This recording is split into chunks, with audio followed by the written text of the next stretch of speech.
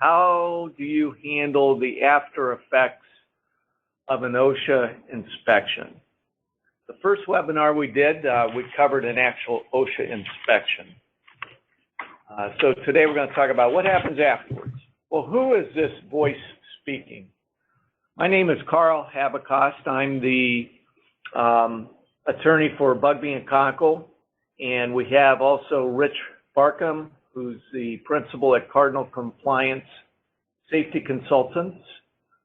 You have our alphabet soup of letters after our name up there. So here's what we're going to talk about today. What do you do when you get the citation in the mail? And that will come by certified mail, so somebody will have to sign for it. Once somebody signs for it, timelines kick in. So we'll talk a little bit about the timelines and what do you do during that time period. We'll talk about the citations and the penalties and discuss a little bit about the analysis involved with the different types of citations. After that, you can determine whether or not you want to have an informal conference at the local office. See if you can settle it. Maybe talk to the area director or the assistant area directors about how to handle the situation and see if you can resolve it short of a formal contest. And that is what we're going to talk about today. If we have time at the end, we will go over some actual cases and how they were handled. So at this point, Rich Barcum, go ahead. When you do get that that certified letter in the mail, it is important that you understand that there is a timeline or a time frame that you have to work within, and typically that's going to be your 15 working days, and that's government working days, taking into take out weekends, take out federal holidays. So generally it's going to be 3 weeks, maybe 3+ weeks, depending on the time of the year that you get the citations. Within that 15 working days, you need to, that's your time frame, I should say, to conduct the informal conference with the area OSHA office. Really what all you're going to do is you're going to pick up the phone, you're going to give them a call, you're going to reference the citation number, and you're going to let them know that you'd like to sit down with the area director. So if you're out of the Toledo office, that would be Kim Nelson. Or you might end up sitting down with one of the assistant directors, who would be Chad Positano or Joe Margatek, here out of the Toledo office. You want to make sure that you do that, somewhere, don't push to the end of that 15 working day, because you have some decisions to make from that informal conference. When you're at that informal conference, and it is really just, you and OSHA sitting around, and you maybe your counsel or your safety consultant sitting around the conference table, kind of going over the merits of the case. You're going to present your case, tell them about how great you guys are, and how there's, no way in heck that the citations are, should be as heavy, or they're not valid. And OSHA is going to present their case. And you really do come up to some, what they're going to call an informal settlement, where you kind of meet in the middle. And these are a negotiation. And what's going to happen with that is a few things, and we'll get into that if we can get into the case studies. But the things that are on the table during the informal conference are the actual citation as being valid or not valid. That's number one. The seriousness of the citation. So is it cited as a serious, other than serious, willful, repeat, criminal willful, those types of things, or failure to abate. So that's going to be on the table. The penalty amount is negotiable, as well as the abatement period. And we're going to talk about, when we go to that informal conference, we're going to discuss all of those as a whole. And when we get a little bit later, we'll talk about finding your why and what's your company's pressure point. which is what's important to you. And when you figure out what's important to you, that's going to really dictate where you push on OSHA and with this negotiation. Then the other part, the unwritten part, are the program enhancements. These are the things that, you get into a little horse trading, whereas if you give me this, I'll give you something else in return. That allows us to enhance our overall safety program. After that informal conference, you have a decision to make at that point. That's whether you accept OSHA's informal offer or you formally contest the citation. And whether or not you do that is going to be dependent on on your why and where your pressure points are. But all that has to be done within 15 working days. If you do not do that within 15 working days, you automatically accept the citations as written, as the penalty is written, as the citation is written, and it is really important. So if you do get into that formal contest, you need to make sure that you are very clear about which citations you are formally contesting and put them all on there. Otherwise, OSHA is going to assume that you just accept them. And I'm dealing with a case of that happening right now where someone failed to mention a specific citation. Well, guess what? They accepted it if you don't formally contest. Different types of citations that you could receive, and we're going to talk about each of these briefly in turn. You have de minimis, you have other than serious, serious citations, willful. You get into the criminal willful, which we'll talk about briefly, a repeat citation, and then you have failure to abate. Now, the de minimis, in order to have a de minimis citation, these are basically where the employer has implemented a measure that's different from what the standard says, but doesn't materialistically take away from safety. And I'm paraphrasing here.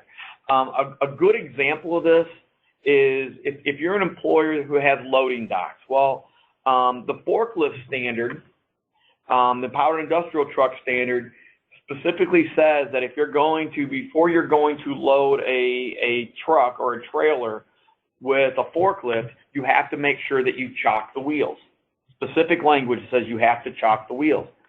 Well, a lot of companies now have a dock lock system. It's a mechanical system that actually physically holds that trailer, keeps that trailer from moving. OSHA has specifically stated in some interpretation letters that they will or they could issue a de minimis citation because the measure, while it meets the intent, doesn't actually meet the exact wording. Now, if the wording of the standard were to be changed, that trailers have to be secured from movement, that would take away, that would solve this. But that's kind of what a de minimis citation is. The next is going to be serious. According to the field manual, other than serious, and these are citations anywhere from 0 up to $12,471. This is where, as a result of this citation or this deficiency, an injury or illness that could result from it most likely wouldn't create, a fatality or a serious physical harm type injury, but could have a direct impact on relationship to safety to the employees. These are going to typically be more of the administrative type citations. You mean like recording? Right, yeah, OSHA recording violations, things like that. Some programmatic things where, something might not be in the program, but the employer is actually, doing what they're supposed to do. So just some of that administrative type thing. So go ahead. A serious citation is going to be anywhere from 0 to about $12,471, and these are the new penalty structure since OSHA decided they wanted to raise the penalties up to the cost of living standard. A serious citation is going to be where the violation could result in a condition that could result in death or a serious physical harm. And right now, with what I'm seeing, and Carl, you can pipe in here, as I'd say about 95% of the citations that I'm seeing right now fall into the serious category. Yeah. Is that that's about right. Seeing very few other than serious citations. I haven't seen them in a long time. I've seen one or two, but it's the serious, and then we'll get into the repeat and the willful. I'm starting to see a few more of those come through as well, and we'll talk about those. But that's what a serious citation is. Let's go ahead. Willful. And a willful is anywhere from $8,900 and some change up to a little over $124,000 per.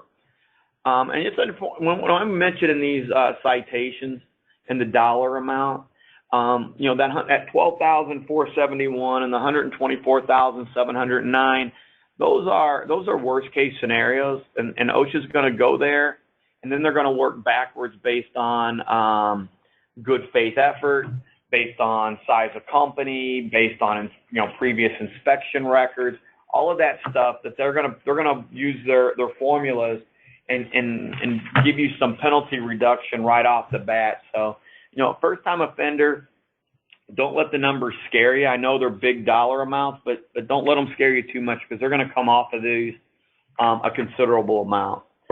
A willful, and Carl's going to discuss what needs to be met for there to be a willful citation here in a second. But just in general, a willful citation exists when an employer has demonstrated either intentional disregard for the requirement or a plain indifference to employee health and safety. And I'm gonna, when we start getting into proving this, that's where the attorneys have a much larger role, or better versed in what it needs to take to meet this intent. So I'm going to turn it over to Carl right now to go through this for you guys. All right, thanks, Rich. We're going to move through the willful here quickly, and then we'll get into the informal conference process, and then what occurs when you need to file a formal notice of contest. You have it on the screen, the elements of a willful citation. Willful citation is pretty serious, by the way. So if you get a willful citation, you better buck up with whatever OSHA is talking about, because they spent a lot of time to come up with that citation. They've done their analysis. They don't send them out willy-nilly.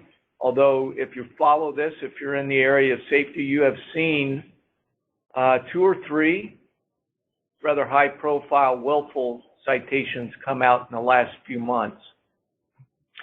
Hey, Carl, can I stop you? Sure. Where is the decision to issue a willful? I mean, I know it starts at the area office, but do they have to?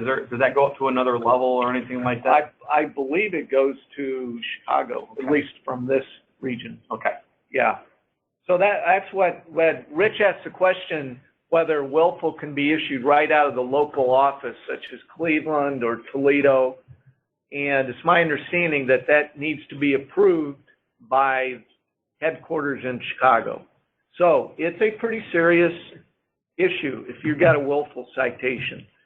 This is one of the ways that a company will receive a willful citation. Excuse me. You're intentionally disregarding prior violations. You continue to violate the regulation. And it's pretty easy for OSHA to issue a willful at that point, because the company is not following the rules. They're not paying attention to what OSHA requirements indicate. This is one that's a little more confusing for a company. Plain indifference. The problem is that a company simply hasn't paid attention to safety. They've coasted along, and Rich, chime in any time on this. They've kind of gone along, and they have maybe 100 people in the plant or 75 people in the plant. They have machines, and they have no safety program. Maybe they don't even have a lockout tagout program. Perhaps they don't even have appropriate guarding on the machines. If OSHA comes and gets the sense after doing an investigation that the company plain doesn't care about safety regulations, the company's probably going to receive a willful citation, even if there are no prior citations. And that's where this comes in on plain indifference. And Carl, we're going to talk about case studies, but I'm going to give you an example of this one. I have a client who received a willful citation for lockout tagout, and we'll talk about that case study here in a little bit. But from all indications, a large part of the decision to file for, or to cite it as a willful had to do with an existing supervisor who wasn't a supervisor at the time, knowing about a lockout tagout station that was bought but never used about 20 to 25 years ago. So, their position is, well, they knew about it. Nobody's saying that they intentionally tried to hurt somebody. Right. And, it wasn't done with any bad intentions or any malice. However, there was some knowledge ahead of time, and they should have done something about it. So they cited it as I think it's about an $87,000 willful citation. And that's kind of that's that plain indifference that we're talking about. Right. There, so. Right, and the compliance officers, if they get a sense that the company simply doesn't care, that's where the last sentence on this slide applies. That despite lack of knowledge, if the employer would have placed no importance on the knowledge, even if they had it, that constitutes a willful violation. All right. Rich just covered this. You don't need to have a bad intent to get a willful citation. So let's move along. But on this one too, though, is I'm sorry. Go ahead. Oh, go ahead. Where are you at? Oh, I skipped ahead. Okay, we are up to the criminal willful. Now you might remember maybe back. I'm going to use this as an example. You may have others, Rich. The BP oil explosion. They've had a couple of them, but the one down in the Gulf, I think. Oh no, it was a refinery explosion. Texas. Yes, in Texas. There were criminal charges against the executives. So a willful violation that results in the death of an employee can result in criminal charges against company officials. On this one, you'll see on the screen that it's criminal willful could be up to $10,000 and up to 6 months in prison. As I understand it, there's been some talk going back and forth. I think this has been put on hold until the new Labor Secretary Acosta can name a successor as the Assistant Secretary. But what I've been hearing about this is that criminal willful penalties could go up to a $250,000 for the individual, and up to $500,000 for the company, and up to 10 years in prison. So I would be surprised if this change doesn't come through, at least in some way, shape, or form. And be honest with you, when you start getting into this isn't something that they do lightly. Right. And you look at $10,000 up to 6 months in prison, and it needs to be changed. I agree. I agree. All right. Next slide. Yeah, we have another citation or classification that we're starting to see quite a bit is the repeat, and it can be anywhere from around $5,000 to $124,000 and some change. This is where if a company is cited multiple times for identical standards, or basically different but similar standards. You know, guardrails on working surfaces versus guardrails on scaffolding. So they'll issue this citation as a repeat if it's done, if this violation occurs within a 5-year limit. Now, that's a 5-year limit, not from the time that the citation was issued, but from 5 years from the time that the citation was settled. So if we go through the formal contest period, you're dragging that along. If you go through the informal period, you're dragging that along. So that's important to understand that. And we're starting to see this a lot more. And for this, it's the key takeaway here is that they will issue a repeat, or they could issue a repeat for a company or multiple companies if there is more than a 50% common ownership between the companies. So I have, you know, Carl Habekost, LLC, and Rich Barcum, Inc. And, you know, Carl owns 55% of Rich Barcum, Inc. I get cited over here, you know, as Rich Barcum for lockout, tagout, for example. And Carl Habekost, LLC, doesn't fix the problem, and you get inspected, you could get hit for a repeat violation up to $124,000. With this, and we haven't really talked about this, there's a progression here. First citation for something like a lockout, tagout. And I keep mentioning lockout, tagout, and we talked about machine guarding, because in this area, those are very hot topics, mainly because of the rash of amputations that we've had. I mean, last I heard is through 7 months, this office had handled about 127, 130 amputations. Wow. So that's pretty hot topic. So the first time is going to be a serious. The second time we come out and get cited for it within 5 years, it's going to be a repeat. The next time, if you don't fix it, the next time, you're going to get hit for a willful. Right. The time after that, if you don't fix it, they're going to start moving into what's called egregious violations. Okay? The egregious violation, the reason I want to talk about this because I know of a couple cases in the area where they're moving into this arena. What the egregious violation is typically when you get cited. Let's say that I have 15 pieces of equipment and I don't have machine-specific lockout, tagout procedures for any of them. First time, serious. They're going to lump all those together. They might list them out, but they're going to lump them all together as one citation. The second time, they're going to come through.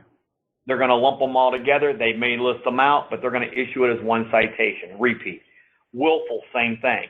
When we start moving into egregious, then you've shown that intent that you just don't get it. They can start issuing citations on a per machine basis. So we're talking machine 1 up to $124,000, machine 2 up to $124,000, or per person exposed to that hazard. Wow. So that's where you start getting into some of the bigger dollar amounts. And I know of a couple of cases in the area where we're starting to move into that direction. So they're not afraid to go there. But it's the extreme cases, but I want to make sure everybody understands that is on the table. The moral of the story is you get hit one time, you know what? You made a mistake, you own it, you get caught speeding, you pay the fine, you don't do it again. If you start playing with fire, you know, as the cliche says, you're definitely gonna get burned. Gonna get burned at some point, big time. So just want to make sure you're aware of that. This is a big one. The last one is that failure to abate. And that failure to abate is if you don't fix a problem, you tell OSHA you fixed it, you don't fix it, or you just don't report back to them that you fixed it. They can come back and check you out, and at that point, they could hit you for a citation of almost $13,000 per day. And think about that. If they decide they don't want to come back for 4 months, anybody got a calculator? You guys can do the math. Even at $1,000 a day, that gets pretty hefty. So, again, moral of the story is, if there's a problem, fix it. Get it taken care of, okay? Right. Own your mistakes. I guarantee, you know, if they want to find something and they come out, OSHA's going to find something. There is no such thing as a perfect work site, but if you make an issue, fix it and move on from it. Penalty reductions? Penalty reductions. Other things that, you know, I kind of touched on this a little bit, but other things to keep into consideration. You know what, if there's an issue, and it's obvious that there's an issue that they point out, fix it. Fix it right away. You made a mistake, get the problem resolved. Example, I got a client that had an amputation from a machine guarding issue. It was the manufacturer's design, was not identified, but it was a manufacturer's design. Within 2 hours, they had the issue fixed. That's a quick fix. If you're out on site with the compliance officer and you see something and you know that it's a violation, it's an issue, fix it. They will take that into consideration. They're going to take into consideration size, history, good faith. Are you trying to have a good safety program? And then the gravity of the offense. They're trained to take a look at, you know, say slip, trips, and falls. There's a difference between having trip hazards in your workplace and somebody could trip and fall to the ground, same level, versus not having fall protection or having fall hazards from falling off a 3-story building onto the pavement below. So they take all of that into consideration when they're looking at these penalty reductions. Okay, so This is a good slide. get to the informal conference. Talked about this being a negotiation. This is where you guys have to call. I'm going to call it find your why. Okay, find your why. Are you more worried about the money? Okay, do you not want to pay $15,000 or $20,000? Is that your big? You're willing to do whatever you can, whatever else. You don't care about the abatement, stuff's fixed, but you don't want to pay that money. Or you don't agree with it just on principle. Okay, you know what? It's bogus. I think they're picking on me. Let me see others. You know, they don't know what they're talking about. It wasn't right. I'm getting, you know, I'm being singled out, all that stuff. And you know what? I get those feelings. If it's a principle thing, you got to figure that out. Or if you're worried about customer goodwill. Now, I know a lot of you guys, you have clients that look at your safety record. Yep. And sometimes it's not the money. And I've been in this situation where I could care less about the money. I will pay whatever they ask me to. But I'm worried about that citation. I'm worried about that serious citation. I'm worried about the willful citation in a small community that gets published as a willful citation, just on the fact that it was issued. Right. So I'm worried about that community goodwill, that customer goodwill. The biggest thing here is for you guys to be honest with yourselves. And if you have representation, if you have somebody like Carl, if you have somebody like myself there talking with OSHA on your behalf, and you have to understand, they have to understand, we have to understand what your motivations are. And that's all I'm talking about. Because if Kim at the area office starts talking about penalty reduction, and you really don't care about that, I'm not going to focus on penalty reduction. I'm gonna push harder in another area. We're going to start talking more about program enhancements and things like that we can do. So it's just, again, I can't stress this enough. Do you have any suggestions on how the people, any tips that they would be able to figure that out, because you only have 15 days. Just be honest with yourself. Honestly, that's just, you know your business. You know your business better than everybody else. You know the impact that these things have to your business. So a contractor, they don't want a willful. No, contractor doesn't want a serious. So that's the classification becomes more important. And when I've worked for a contractor, the classification was much more important than anything else. Right. I've also been in a situation, for example, we got got cited, had about 4 citations in Guam, of all places, that were bogus for about $7,500. We spent about $30,000 through the formal contest period on principle. Right. Because in principle and goodwill, but we knew what we were doing. We had made that decision prior to that anything other than, you know what, you throw them out or we're formally contesting it. Good point. So it really is, your business. Knowing what your motivation is gonna go a long way. What to expect? It's an informal conference. Expect the conversation. Expect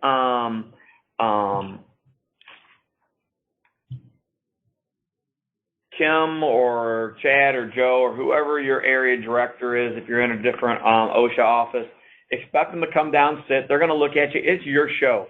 You have to be prepared. You have to come, I'm not saying guns blazing, but be prepared. You have a very small window to present your case. They usually only last an hour. At the most. At the most, right. This isn't necessarily the place where you want to argue. This is a place where you want to make your case as to why why you should get what you want, what you've decided beforehand. Absolutely. My advice, and I have actually told clients this before, my advice when you get to this point is if you are not able to keep emotion out of these proceedings, you need to get somebody to represent you. Correct. And I'm not angling for anybody here. I'm just stating a fact. I've seen more companies get in trouble because they don't know when to not talk and they take it personal. And I get that. It's your company. It's your safety program. You get cited. Somebody tells you that you aren't doing what you should do, which equates in our mind to you aren't doing your job. Right. It is a very personal thing. It is not personal to OSHA. They are doing their job. Exactly. So if you aren't able to keep emotion out of it, get somebody who can. And this can be either, when you're talking about a representative, it can be either a safety specialist, such as yourself, or a lawyer. At this point, it depends on the situation. Yeah, it depends on the situation, depends on what your approach is, and which kind of brings us to the next little bullet item here is the approach. Carl and I approach these things from a very different perspective. Right. I hit them from a technical perspective. It's more of a safety professional talking with safety professionals, more talking about what's reasonable. I'm talking about what the intent of the regulation is. Whereas, Carl's looking at from more of the letter of the law, what the legal implications are. Yeah, letting them know what we think are strong. If we take this into OSHA court, what I call it, we'll kind of shoot across the bow at the informal conference to let them know, hey, look, we got the hammer here. We'll play it if you don't give us what we're looking for. Right. Yeah. So it's a little bit of a different approach. What I will tell you is if you get into a willful situation, take an attorney with you. Great. And that's speaking from experience here, you want the attorney because you're not going to get it reduced from a willful down to anything else at the informal. Right. So you're going to have to take it a step further. If you're not willing to accept that willful, you're going to be in a formal contest. And I want the attorney there because they're going to have to help with that. Yeah. So I want them to hear everything that is said at that informal. And then we get into the unavoidable employee or supervisor misconduct, which is what I hear. And by the way, can we make this PowerPoint available if somebody wants it? Yeah. So if you're interested in a copy of the PowerPoint, we'll be more than glad to provide it to you. The only reason I say that is the unavoidable employee misconduct defense is a great defense. It has certain elements that you have to meet, and we have used this successfully recently here in the Toledo office. but it's very specific, and these are the elements, and the burden is on you. It's on you, the employer, to establish that you had an employee who was trained and they didn't follow your training procedures, or a supervisor didn't follow them, and that's what resulted in the citation. Okay, so let's move on. You want to... Go ahead. No, I'm done with this slide. Okay. Okay, we kind of talked about this a little bit as far as, you know, the informal conference, and what's on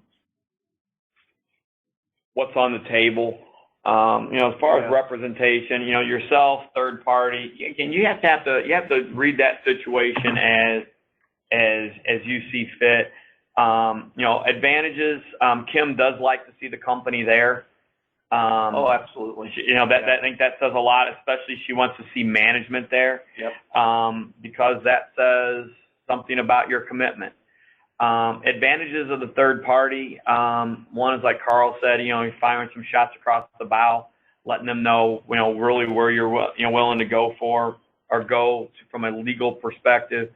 From having a safety to third party there, you're looking at, you know, like a doctor talking to a doctor. You have a safety professional talking to a safety professional, and you just tend to get a little bit further that way. The other part of that is that we don't have up here is, you know, there's some reputation. You know, Kim gets the, or the area office gets to know people a little bit better. They know what to expect. They know, you know, you're not gonna lie to them. You're not gonna blow smoke. So that tends to get you a little bit farther. And we've talked about what's negotiable, the validity of the citation, classification, fine, abatement period, and then program enhancements. Typically, they're going to want to see abatement in 30 days. You can push it out to 60 without any problem. At 90 days, they're going to want to see some type of interim control until you get it fixed. Right. So, we want to touch base on the next slide. I've seen this work well. Yeah, the informal. Right. On the informal conference as well, some of the things that we're looking at is in order to help, and this comes down to that customer goodwill. It comes down to you know, knowing what your why is. You know, we talked about, and that's the combining and grouping of citations. So that's where we have 2 citations or possibly more that are similar in nature, that we can combine them into one citation. Yeah. Where again, on the surface, it might not save you any money, and that might not be a big deal for some companies, because if you're more worried about it, you know, instead of having 3 citations, I have 2 or I have 1. Yeah. That, you know, if that's your why, if that's your motivation, that becomes a pretty big item. Sure. To as far as negotiation tactics. Then the other one's the program enhancements. You know, for example, you get cited for not having you have an amputation on a piece of industrial equipment, and you get cited for not doing lockout tagout on that equipment, and for not having a machine specific. Okay, they're going to cite you for not having a machine specific procedure on that piece of equipment. Okay, because that's where they're going to focus their investigation. A good program enhancement there is like, you know, okay, look, if you're willing to reduce the penalty, they'll offer you 30%.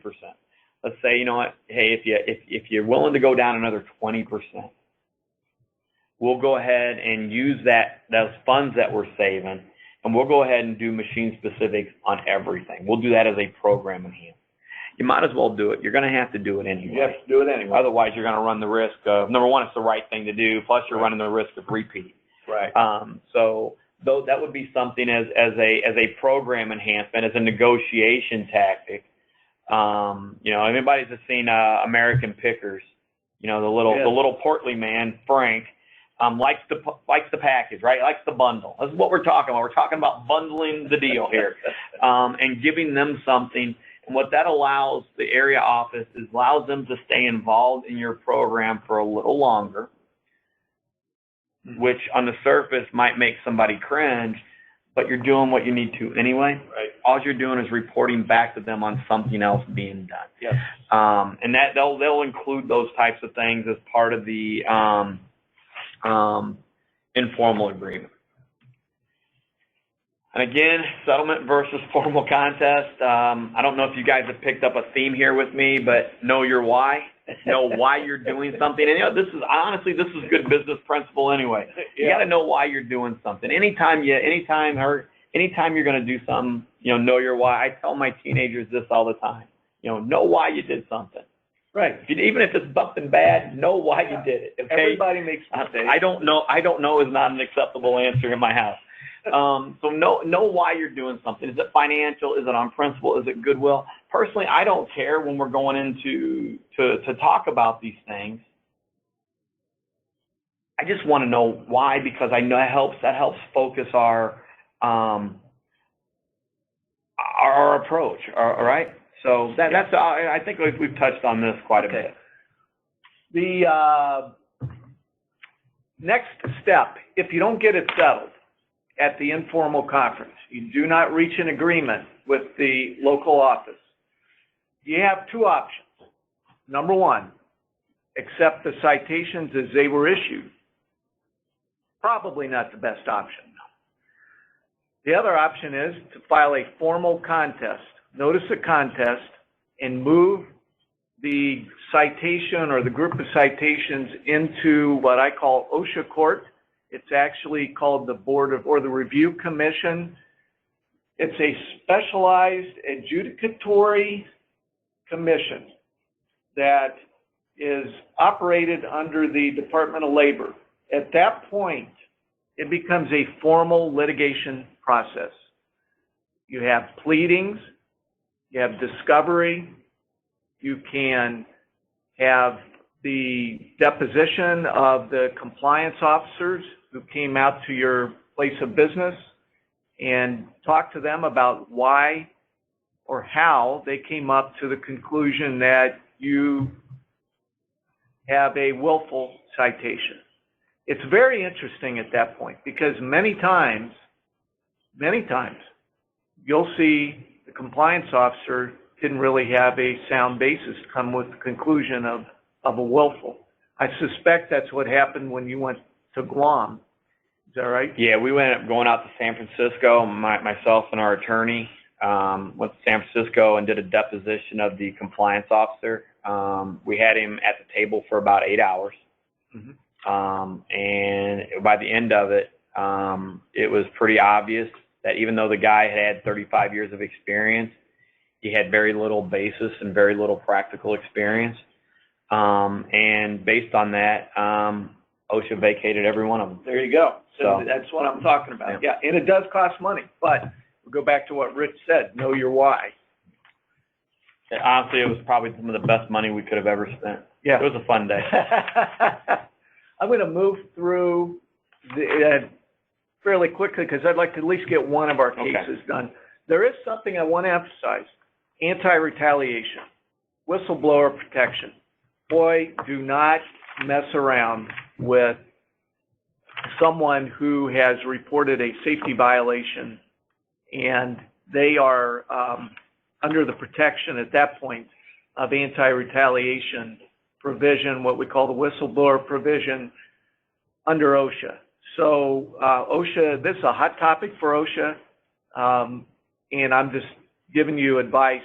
I mean, it gives me business, but it's not the kind of business I would like to have.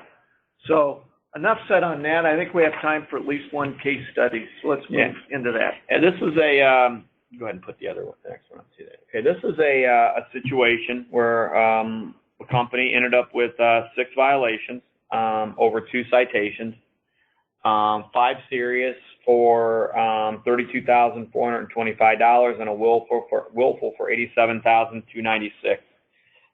Citations were centered around machine guarding, lockout, tagout, electrical, water on the floor, and that's generally what they were centered around. Okay. Went through the process, and this is a company that just prior to the OSHA coming out, they had retained a safety consultant. Safety consultant had not been able to get out to the site yet, but they were already under contract. Through some combining of citations and through a program and through some program enhancements, we're able to get penalties reduced, able to go down to 4 serious citations for $17,000, so about a 55 or about a 45% reduction. The Willful is still pending. Company decided they wanted to formally contest the Willful, and we also added some program enhancements in there that they would seek outside counsel to make sure that they get their safety program up to a acceptable standard. So, Yeah. let's go to case study number 3. But this is the one where you need to know your why. This Willful is before the review commission and it's pending. Right. 'Cause that's a big deal to this company. Absolutely, and it has to be. And their why is not the money, but the goodwill. Yeah, the because community they're in a goodwill. small community. Yep. They had a great rapport with the community, Right. and this was a big deal to them. Right. Okay. So thank you for that. You're absolutely right.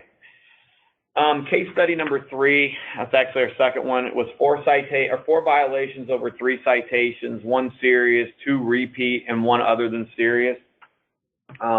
The other than serious was a failure to report. The outcome of this one was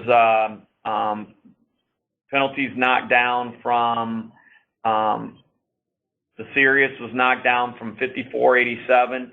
We ended up with 2 serious because we reclassified one of the repeats down to a serious citation. They kept the 1 repeat, but you can see a pretty substantial reduction in penalty. And then the other than serious was vacated because the failure to report, the amputation that occurred actually occurred about 45 days after the injury, and the company did not need to report. Correct. And they did anyway. So they took that away. But this is just an example of where the compliance officer cited something and they were wrong, and that does happen. So you look at this one, it went from 42,260 down to, about 37,000 or so. Or what is that? 32,000. So the penalty reduction wasn't a lot, but the big item on here, and this is where we kept hammering, was the repeat violation was more important to the company than the monetary penalty. So, again, we could have gotten more of a reduction, but I'm not going to get everything that I want. So, they weren't willing to back off on that. Actually, we went down more than that. We went down from 42,000 to 16,000. I apologize. So, we ended up getting quite a bit reduced, but the big thing was the repeat. This is actually, I was really proud of this one, to be honest with you. So, and that's generally, what we're looking at doing, a variety of different things in each of the cases. And when you get a copy of the slides, you'll see the other case studies that are out there, and you'll see what we were able to, some of the different deals we're able to orchestrate. And it all centers on, understanding why this was an important deal for you guys. And that's really, again, I can't stress that enough when you've been cited. It's just understanding what it is you're dealing with. Sure. So, well, I want to thank everybody. Rich and I'd like to thank everyone for attending the webinar. We will make the slides available. And if you have any questions, you have our contact information right up there on this slide. We will leave the slide up for a while. Feel free to email any questions you might have, and Rich and I will get back to you and answer them. I just want to thank everybody for listening in, and as Carl said, give us a call or shoot us an email if you have any questions. Great. Thank you very much.